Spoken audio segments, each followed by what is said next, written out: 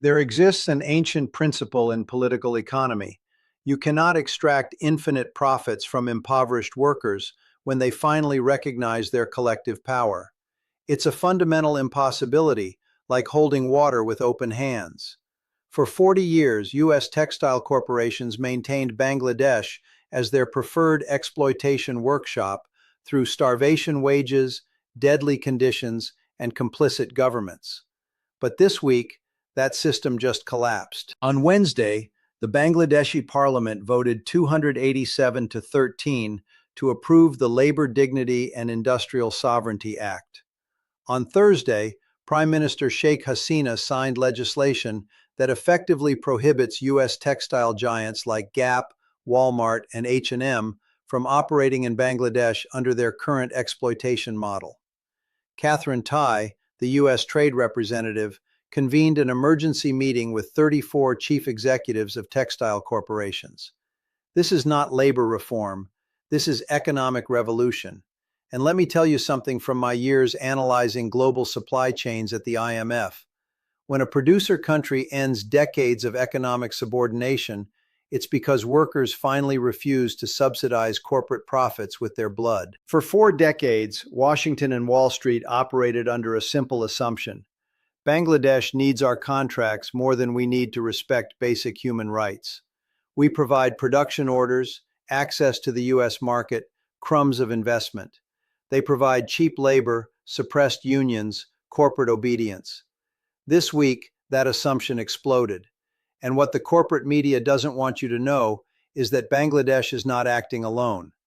This is part of a coordinated labor rebellion involving Vietnam, Cambodia, Ethiopia, and a new global workers' movement that explicitly rejects wage slavery disguised as economic development.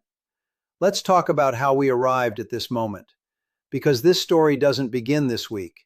It begins with 40 years of systematic exploitation that Bangladeshi workers finally decided to end. In 1983, as Bangladesh emerged from decades of post-colonial poverty, U.S. corporations saw opportunity. Desperately poor labor, government eager for foreign investment, zero labor protections. It was predatory capitalism's paradise. Levi's opened the first major contracted factory in Dhaka.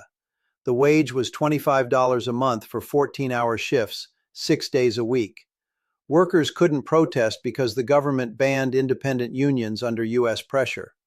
In 1990, the Bangladeshi government, under World Bank and IMF conditions, established export processing zones where labor laws literally didn't apply. I worked at the IMF. I saw how these policies were designed. They weren't about economic development. They were about creating sacrifice zones where multinational corporations could exploit workers without legal restrictions.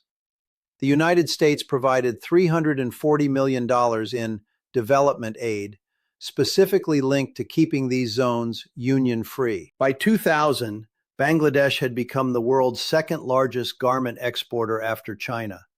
More than 4,000 factories employed 4.2 million workers, 85% women. Gap, Walmart, Target, JCPenney, H&M, Zara, all moved production to Bangladesh. The reason? A Bangladeshi worker cost $68 a month. A Chinese worker cost $190. A Mexican worker cost $450. Bangladesh offered the cheapest labor on the planet. But here's what those numbers don't reveal: how that price was maintained. Through systematic violence against labor organizers, through structurally unsafe buildings where owners ignored building codes, through 16-hour workdays without overtime pay, through endemic sexual harassment without legal recourse, through absolute prohibitions on collective bargaining. In 2005, the Spectrum Sweater building collapsed in Dhaka. 64 workers died, mostly young women. Investigation revealed the building was illegally constructed on swampy land, had massive structural cracks, and workers had reported these cracks for months. Managers forced them to work anyway. Gap bought clothes from that factory. Walmart bought clothes from that factory. After the collapse, both corporations denied responsibility because they technically didn't own the factory, only subcontracted production. That was the brilliance of the model. Outsource all production to local contractors, extract all profits, accept zero responsibility for working conditions. U.S. corporations built a legal system specifically designed to avoid liability for worker deaths. In 2012, a fire at Tazreen Fashion Factory killed 112 workers. Emergency exits were blocked. Fire escapes didn't exist. Supervisors ordered workers to ignore fire alarms and continue working. Walmart was Tazreen's primary customer. After the fire, Walmart paid exactly $0 in compensation to families. It declared the factory was not authorized, despite Walmart auditors having inspected the facility 6 months earlier. Then came Rana Plaza. April 24, 2013, the deadliest industrial building collapse in human history. 1,134 workers died, 2,500 were injured, many permanently disabled. The 8-story building was illegally constructed, had enormous structural cracks, and workers begged not to enter on the day of collapse. Managers threatened them with dismissal if they didn't work. The building collapsed during peak production hours. Who was buying clothes from Rana Plaza? Primark, Walmart, Benetton, The Children's Place, J.C. Penney. Corporations with combined profits of $127 billion that year. After the disaster, they offered total compensation of $40 million for 1,134 families. That's $36,000 per human life. And they only paid after massive protests and international shaming campaigns. But here's what Washington didn't calculate. Rana Plaza radicalized an entire generation of Bangladeshi workers. They saw their sisters, mothers, daughters, friends crushed to death to produce $5 t-shirts sold for $30 in American malls. They saw multi-billion-dollar corporations deny responsibility. They saw Western governments remain silent. And they realized something fundamental. The global system wouldn't see them as human until they stopped acting like disposable labor. In 2016, garment workers began organizing outside official government-controlled unions. They formed clandestine factory committees. They coordinated wildcat strikes. They used WhatsApp and Facebook to bypass government censorship. When police arrested leaders, new leaders emerged. The movement became decentralized, resilient, unstoppable. In 2018, the largest wave of strikes in Bangladesh's history erupted. 50,000 workers in 85 factories stopped production, demanding minimum wage of 16,000 taka per month, approximately $190. The existing minimum wage was 5,300 taka, $63 a month. The government responded with massive violence. Police fired live ammunition at protesters. 1,500 workers were arrested, 12 were killed. Gap, Walmart, and H&M issued statements expressing concern about the violence. They didn't increase the prices they paid to factories. They didn't pressure the government to protect workers' rights. They continued extracting profits while workers were killed for demanding survival wages. But something changed after 2018. Workers realized that corporations would never voluntarily pay fair wages. The government would never voluntarily protect labor rights. Change would only come through collective action that made continued exploitation impossible.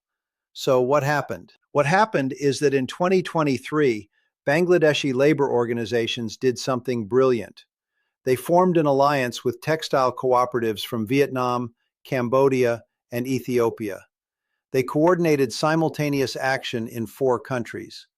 If corporations moved production from Bangladesh to Vietnam to avoid strikes, they would face strikes in Vietnam. If they moved to Cambodia, they would face strikes in Cambodia. They globalized the labor movement to match corporate globalization. Simultaneously, they built political alliance with opposition parties in Bangladesh that saw garment workers, 4.2 million voters, as a crucial electoral bloc. In the December 2023 elections, Labor candidates won 89 parliamentary seats. Not a majority, but enough blocking power to veto pro-corporate legislation. In January this year, labor legislators introduced the Labor Dignity and Industrial Sovereignty Act. The legislation was radical. Minimum wage of 25,000 taka monthly, $297, indexed to inflation. Ban on forced overtime. Legal right to form independent unions. Direct corporate liability for factory conditions, meaning Gap and Walmart would be legally responsible for safety violations in contracted factories. And most importantly, any corporation that threatened to withdraw production in response to labor demands would be banned from operating in Bangladesh for 10 years. US and European chambers of commerce launched a massive pressure campaign. They threatened to withdraw all textile investment. They warned Bangladesh would lose $40 billion in annual export revenue. The US State Department issued a warning declaring the legislation would undermine the investment climate. But labor legislators called the bluff. They asked, "Where will corporations go? China is too expensive and geopolitically risky." Vietnam and Cambodia are passing similar labor protections. Ethiopia has the same labor alliance. Myanmar is in political chaos. Pakistan? Already unionizing. India? Workers there are watching Bangladesh and organizing. The global economy ran out of exploitation workshops. 40 years of outsourcing created massive textile infrastructure in a few countries. You can't just move 4,000 factories overnight. Production capacity doesn't exist elsewhere, and workers everywhere are waking up. On Wednesday, the law passed 287 to 13. The 13 votes against came from legislators directly bribed by corporate lobbies, a fact that activists publicly exposed with leaked banking evidence. Prime Minister Hasina signed immediately, declaring, "For 40 years we enriched foreign corporations while our workers died in collapsing factories. That era is over. Bangladesh will develop with dignity, or it will not develop at all." The law took effect on Friday. Gap, Walmart, H&M have 90 days to fully comply with new wages and safety standards or lose access to the Bangladeshi market. Early indications suggest they plan to withdraw rather than comply. Catherine Tai faces a trade policy nightmare. As U.S. trade representative, her job is maintaining supply chains that benefit U.S. corporations. Those chains depend on cheap Bangladeshi labor. Without Bangladesh producing $40 billion in garments annually at exploitation prices, the entire fast fashion model collapses. Let me explain the numbers. Walmart sells t-shirts for $5. Production cost in Bangladesh was $1.80. Of that, $0.25 went to the worker who actually made the shirt. Walmart obtained profit of $3.20 per shirt. Under Bangladesh's new law, labor cost increases to $0.95. Total production cost rises to $2.50. If Walmart maintains selling price of $5, profit drops to $2.50, a 22% reduction. Walmart operates on profit margins of 2.4%. A 22% reduction in garment profitability, which represents 14% of Walmart's total revenue, would eliminate all corporate profit. Walmart would have to increase prices, reduce profits, or find new source of cheap labor. No option is politically or financially attractive. Tai tried 3 strategies to prevent this outcome. All 3 failed. The first strategy was trade threats. In February, Tai threatened to revoke Bangladesh's status under the Generalized System of Preferences, allowing tariffs up to 32% on Bangladeshi textile exports. Bangladesh immediately responded by announcing it would shift exports to China, which offered to buy $15 billion in Bangladeshi garments annually without tariffs under the Belt and Road Initiative. The U.S. threat became irrelevant. The second strategy was direct bribery. The United States offered $2 billion in private sector development assistance if Bangladesh withdrew the labor legislation. Labor legislators publicly rejected it, pointing out that $2 billion divided among 4.2 million workers is $476 per capita one time, while increased wages deliver $2,800 additional dollars per worker annually permanently. The math made the offer look like an insult rather than an incentive. The third strategy was the most cynical, supporting a coup attempt. In March, leaked cables revealed the CIA increased funding to anti-Hasina opposition groups to $87 million, specifically linked to reversing labor legislation. The coup attempt failed within 72 hours because the Bangladeshi military, whose recruits come disproportionately from textile worker families, refused to intervene against a government that had just tripled their sisters' and mothers' wages. Now Thai faces an impossible situation. U.S. textile corporations need cheap Bangladeshi labor, but Bangladesh will no longer sell cheap labor. And here's the supreme irony. The United States cannot force Bangladesh to accept exploitation wages because coercion would prove Bangladesh's argument that free trade is actually economic imperialism. You cannot declare economic war on your own supplier to force them to sell you products made by wage slaves. The moral contradiction is absolute. I've seen this pattern at the IMF repeatedly. Economic powers try to maintain extractive relationships with producer countries that finally recognize they have bargaining power. It never works long term. The producer country eventually calculates that preserving dignity and developing domestic market is worth more than exporting at exploitation prices.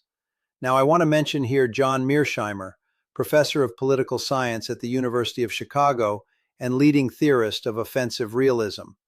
Although Mearsheimer primarily focuses on great power relations, his framework applies to political economy. He argues that states seek to maximize relative power in an anarchic system.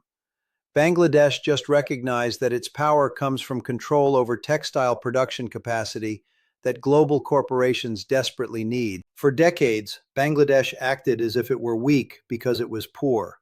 But poverty is not weakness when you control resources others need. Bangladesh produces 40 billion in garments that multi-billion-dollar corporations depend on selling. That's tremendous leverage. The moment Bangladeshi workers recognized their collective leverage, the power dynamic reversed. Karl Polanyi, the political economist who wrote The Great Transformation, documented how markets always generate social protection movements. When the market treats labor as a commodity to be exploited, workers eventually organize to protect themselves. Bangladesh is a textbook example of Polanyi's double movement. 40 years of extreme commodification of labor finally produced a social protection movement powerful enough to impose regulation. Ha-Joon Chang of Cambridge University studies economic development. His research shows that no country ever developed through comparative advantage in cheap labor. All developed countries protected infant industries, regulated labor markets, and built industrial capacity before opening to free trade. Bangladesh followed the free trade model for 40 years and remained poor. Now it's trying the protectionist development model. Workers are betting that development with dignity is possible, but only if they reject the exploitation that keeps wages low.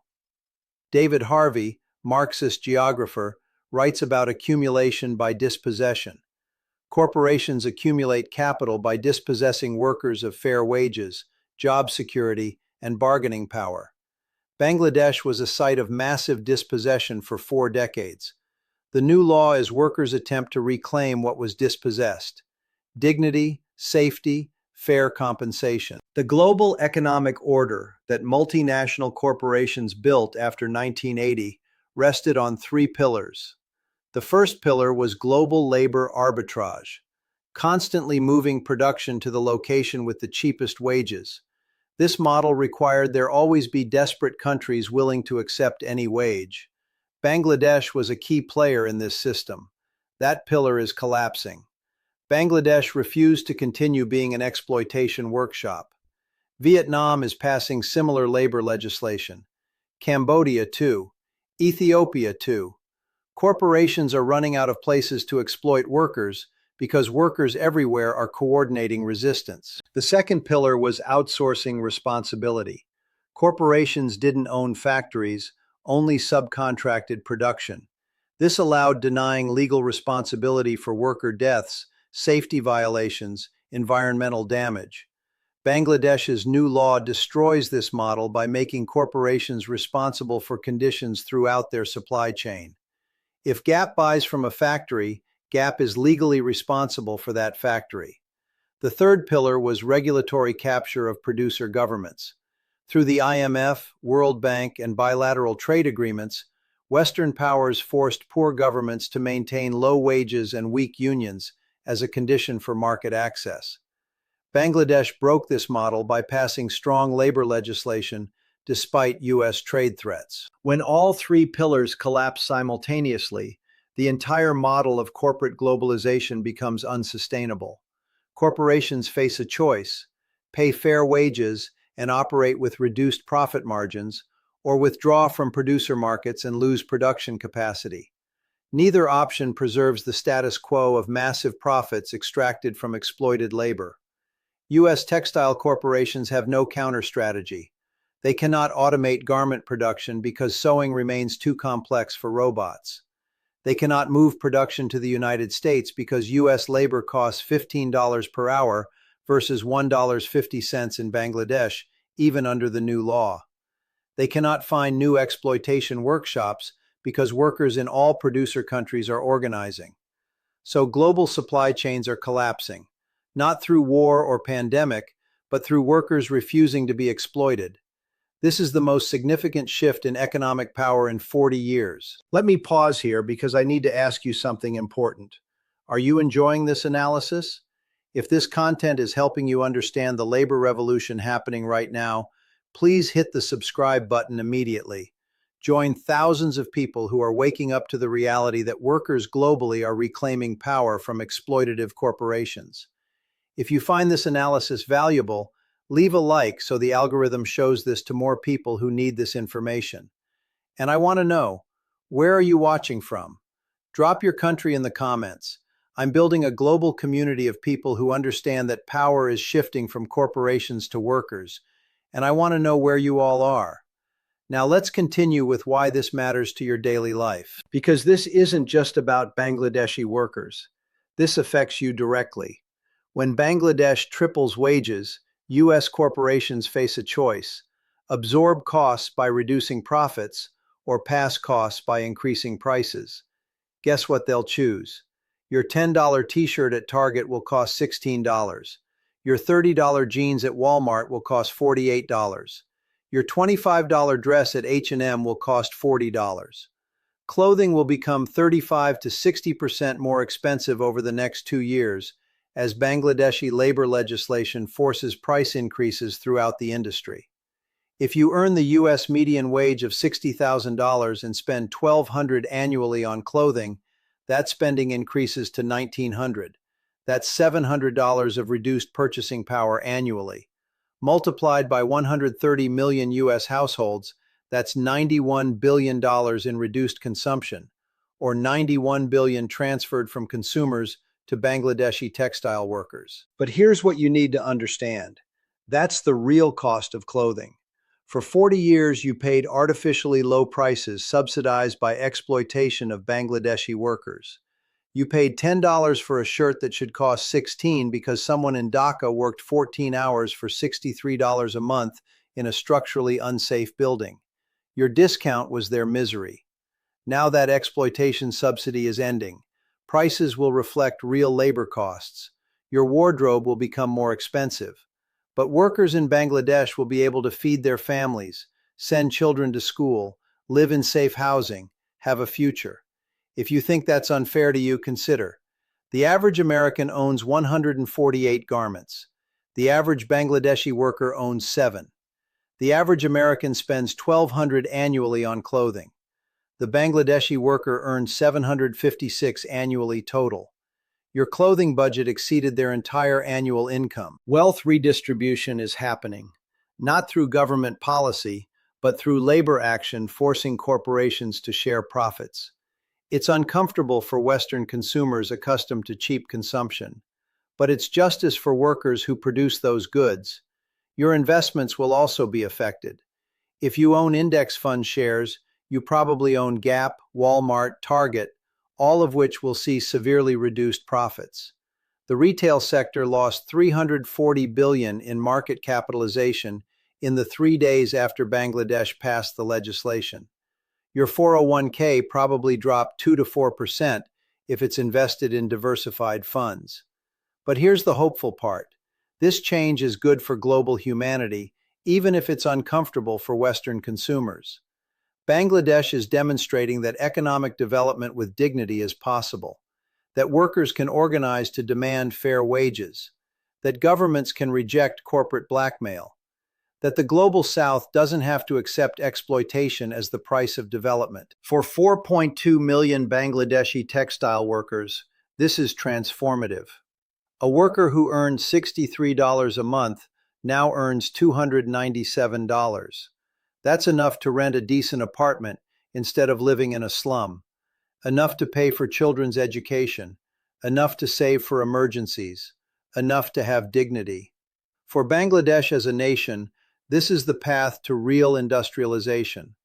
For 40 years, Bangladesh exported 40 billion in garments, but remained poor because all profits went to foreign corporations. Now, with higher wages, workers can consume. The domestic market grows. Local businesses expand. Bangladesh can develop beyond textile exports. The global South is watching. If Bangladesh succeeds in demanding fair wages without economic collapse, other countries will follow. Vietnam already introduced similar legislation. Cambodia too. Ethiopia too. Within 5 years, all global textile production could operate under minimum labor standards that actually protect workers. The reality is, workers always win eventually. Corporations always have to share profits eventually. Exploitation always ends eventually. The only question is how much suffering occurs before justice arrives. Bangladesh chose justice now. Other countries will follow.